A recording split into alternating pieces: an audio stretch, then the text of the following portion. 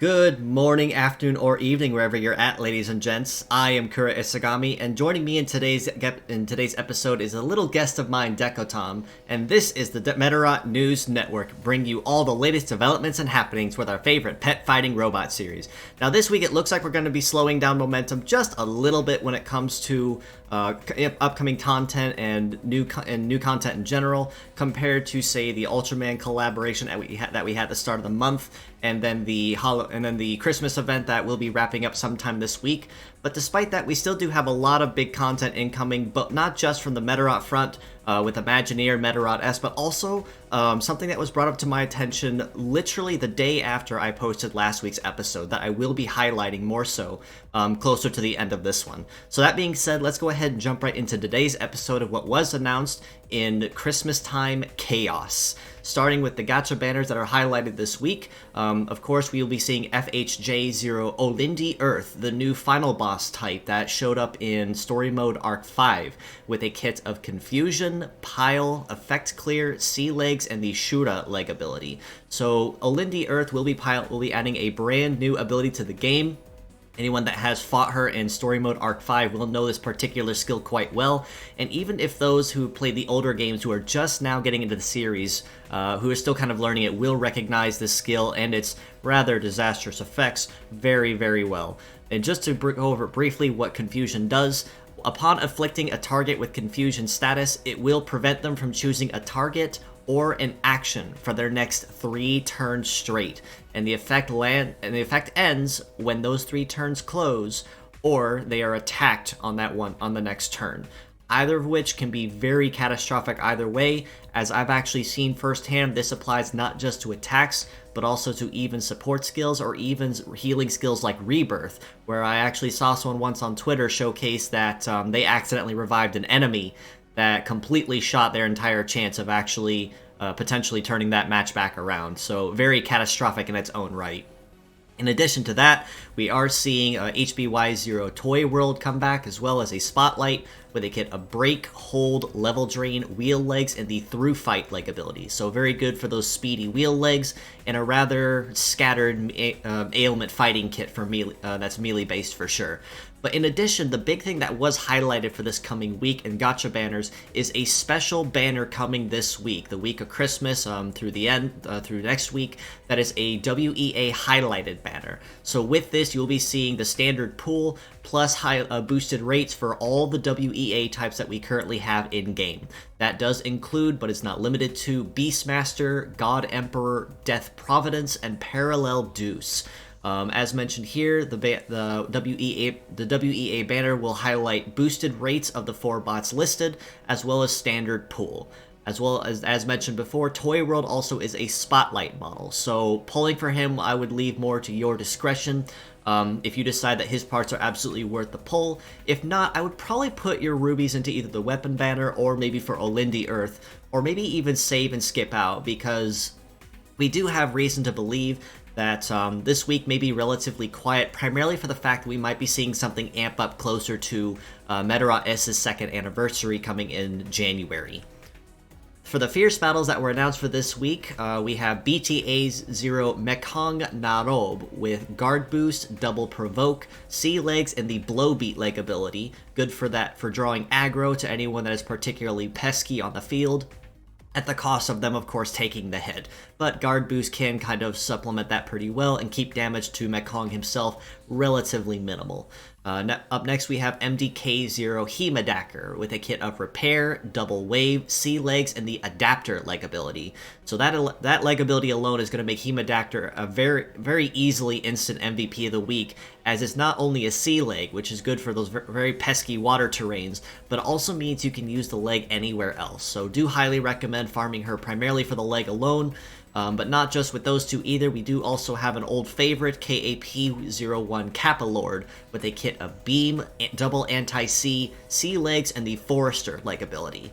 Now for MVP of the week, I may have listed Mekong Narob and Himadacker as the 2 big ones, but honestly, all 3 of today's bots do sport some kind of ability or skill that can make itself very handy on the field. Medarot has a pretty solid leg ability for sea legs, good for your dedicated melee fighters while on aquatic terrain, and Provoke, of course, for that aggro draw. Himadaker for the sea legs, and the adapter leg ability primarily will be her biggest charm and her biggest selling point. And then Kappa Lord, of course, with the conditional anti-sea if you supposedly need it. But the Sea Legs with the Forester leg ability will give Sea Legs that additional bonus on, say, modifiers that do prohibit biped legs. But the terrain is something that is friendly towards bipeds specifically. As for news that was announced for the game itself, they did announce that we will be having a Christmas gift from Medarot S and Imagineer on Christmas Day. Logging into the game and collecting your rewards will net you 100 of the new diamond currency that you can use towards redeeming towards basically one free skin in the convenience store. So that includes the Camo Metabee and Rokusho, Floral Saint Nurse, any skin that is not any of the collaboration skins, because they still require that special currency, can be used basically as a free redemption as a Christmas gift again from Imagineer and Medarot S to all of its player base. Now, people are probably wondering, why are they highlighting all the WEA types in their own special banner this week? And that's because primarily we are having a bonus skin unlocked as well for Parallel Deuce himself that will be added as a Ruby bundle. So this will basically be the same price as the current high-end bundle, which is about 96 to 100 US dollars, give or take. But it includes 92 rubies, which is basically 3 free 10 pulls in any banner, paid or not, as well as the God Emperor skin for Parallel Deuce. Now, given that he's basically all black with some yellow accents, coloring him with color chips has been a little bit of a trick for anyone that does make use of his parts, and Parallel Deuce by himself is a wickedly powerful model if you use him correctly. But if you do want that personalization with the colors, your options are unfortunately rather limited. But if you are willing to sink the extra money for the skin and pick it up, then not only will you have access to another bonus skin essentially for the WEA series to color him much like another iconic favorite, but you will also have more color opportunities with paint chips, since, as I mentioned in last week's episode, paint chips and skins stack on top of each other for even more custom paint opportunities. Now, on the Project Rising Beetle front in the community, we are still continually looking for translators and coders and cleaners for the Medarot 3 and the Medarot Reloaded translation projects. So if you have any knowledge of coding, cleaning, or Japanese and have some time on your hands that you'd be willing to contribute and donate, we are more than appreciative of any efforts that you'd be willing to contribute and help us out with. Currently, there's still a lot of code that needs to be cleaned for the Medarot 3 code, and there's even more coming whenever we do get to working on Medarot 4 or 5 or even or Navi, all of which are popular requests and hopes that we would like to touch on at some point once we do finish 3. In addition, the chapters to Medarot Reloaded are still going a little slow, but we are still collecting them. And just to touch on another news piece that is going on with the manga in recent, there still is the KBT and KWG Ori Meta contest that Imagineer is still holding on the Medarot Twitter pages, so that will be going on until roughly the first week of January. Basic rules are that it has to be a KBT or a KWG type, and the one winner will be highlighted as a new canon bot to be showcased and introduced in the Reloaded manga. So again, if you have any knowledge of coding, cleaning, or Japanese and have some time on your hands that you'd be willing to help us out with, we are more than welcome to reach out to me or anyone else in our servers or our community, and we can definitely get you in touch with the right people to get you up to speed on what's going on and what still needs to be done. Now, y'all are probably still curious about what exactly has been going on with the community that I'm rather excited to talk about. And as I mentioned, this was brought up to me literally like the day after I posted last week's episode. So regretfully, I was not able to highlight it or mention it, but I did want to take a special moment to highlight it now with this episode and give it a special segment. And that is a good friend of mine on Twitter, Sadant Voiro, reached out to me privately on Twitter, mentioned that he started doing a Let's Play of Medarot 9 using DeepL for an English translation of the game. They reached out to me saying that they wanted to use it as a way to bridge the gap with the Western community, as Medarot 9, excluding the Classics and Classics Plus games, were the last mainstream title that Imagineer has currently released for the Medarot games, also excluding Medarot S. I personally have played Medarot 9 and beaten KBT version a fair amount of times, I guess, but it was still a very fun game nonetheless. But because I too still struggled with the language barrier, I was not able to fully enjoy it to its fullest extent, even if the gameplay was fantastic. And if you are looking for a Medarot game to play, especially with the more modern mechanics, I do highly recommend playing Medarot 9. With it being the most recent mainstream title, it does have basically all of the mechanics and highlights that were being used in Medarot S currently, minus some of course the new bots or the new mechanics or attacks. So do highly recommend playing the game. Definitely do give Sadant a follow as well, both on Twitter and on YouTube. I will be putting a link to that YouTube channel in the comments below for you to check out later. Sadant, if you are listening or tuning into this, thank you so much for bringing this to my attention and for the effort that you're putting towards to make this translation and Let's Play possible to help include the Western community.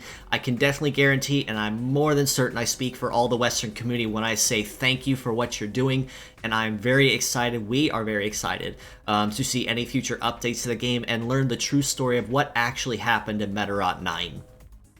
But aside from all this news, both on Imagineer's front and on the community front, I believe that covers everything for today's episode. So I do thank you guys for all stopping by once again, as you do every week and every Tuesday. If you'd like to know more, you can follow us below on Facebook at the Medarot News Network page or the Metabots Forever community there. We have quite the large community growing. That my personal page on Facebook also is growing in some popularity. So definitely do keep up to date there if you want to keep up to date and down low on what's currently developing with the Medarot series, both in the game and out of it. You can also follow us on Discord in the link provided and in the comments below to Project Rising Beetle's official Discord server, where we are the most active. So if you'd like to keep up to date more so with everything going on, both in-game and with the Medarot community, you are more than welcome to join us there. The more the merrier. You can also reach out to me personally on Twitter at IsaGamiKura, so if you have any questions, comments, or feedback on maybe how I run things, or things that I could work on or include in the next week's episode, or future episodes. For instance, Dekotom here joining me as a co-host, I guess, was maybe an example, maybe a teaser of what I might be doing a little more of in recent. So if you guys did like this, please do let me know, or if you have any requests on bots that you might want to see me try or tinker with in the meantime. On top of that, do give these fine folks a follow too in the Medarot community. Again, Sadant Voiro, who reached out to me with the Medarot 9 Let's Play. Link to his Twitter there is posted, and I will, like I said, put a link to his YouTube in the comments below, where you can find that Medarot 9 Let's Play in Deep L in translation to follow along and learn the story itself. Also give Kantan Mito a follow. I have touched base on her previously in the past with occasional episodes, but she also is another VTuber that focuses primarily on playing Medarot content. She stays very much so up to date with the Medarot S content, both with her streams and anywhere else. Definitely very fun. I have poked my head in her streams once or twice. Very fun. Definitely highly recommend giving her a follow and taking a look at her streams whenever you get the chance. But with all this being said, I do believe that covers everything for this week's episode. So once again, thank you again for stopping by. This is your host, Kura Isagami of the Medarot News Network, signing out.